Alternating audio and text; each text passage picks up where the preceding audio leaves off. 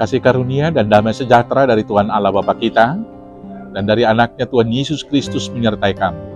Amin. Shalom, selamat pagi saudaraku. Mari kita muliakan Tuhan dengan semua pekerjaan kita. Diberangkatkan firman-Nya dari Imamat 19 ayat 15, demikianlah firman Tuhan. Janganlah kamu berbuat curang dalam peradilan. Janganlah engkau membela orang kecil dengan tidak sewajarnya, dan janganlah engkau terpengaruh oleh orang-orang besar, tetapi engkau harus mengadili orang sesamamu dengan kebenaran. Demikianlah firman Tuhan.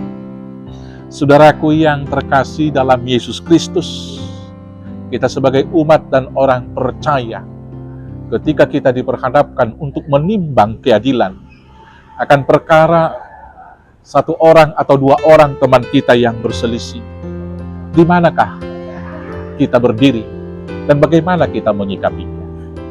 Ketika kita di posisi sebagai hakim yang harus menimbang kebenaran, sering sekali datang godaan yang subjektif. Boleh karena perasaan kita menghibah kepada orang-orang yang mungkin kecil, kepada orang-orang yang miskin, kepada orang-orang yang kecil, sehingga tanpa kita sadari, timbangan yang kita buat, ukuran kebenaran yang mau kita jatuhkan, dan keputusan penghakiman yang mau kita katakan, sering sekali dipengaruhi oleh rasa iba tersebut, sehingga keputusannya menjadi subjektif, sehingga tidak adil kepada semua orang. Tetapi di sisi lain bisa saja kita terpengaruh oleh karena kuasa dan kekayaan orang yang kita timbang. Dan itu kemudian mempengaruhi kita dalam menimbang, dalam mengukur, dan dalam menyatakan kebenaran kepada orang-orang kaya dan orang-orang yang berkuasa tersebut. Mungkin kita merasa tertekan, mungkin kita merasa takut, mungkin kita mau mendekatkan diri dan lain sebagainya. Saudara-saudaraku, ketika Musa menasihati orang Israel supaya hidup dalam Taurat dan berlaku adil dalam semua kehidupan, secara khusus ketika di posisi sebagai hakim yang menyatakan kebenaran, hari ini firman Tuhan berkata kepada mereka dan kepada kita, yaitu, janganlah kamu berbuat curang dalam peradilan.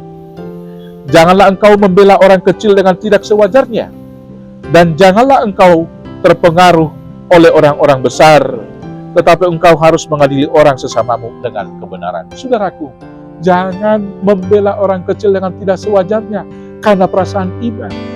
Dan jangan juga terpengaruh dengan orang-orang besar.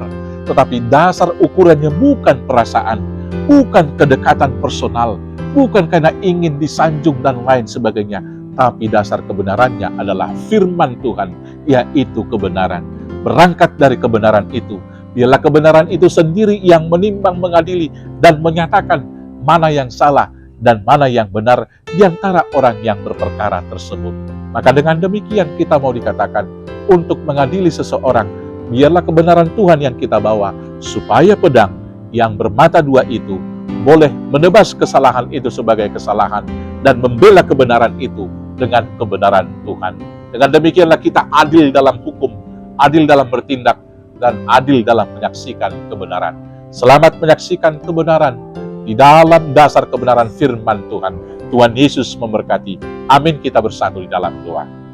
Terima kasih Bapa yang baik, karena Tuhan memberikan Roh Kudus kepada kami untuk melihat dasar kebenaran menurut firman.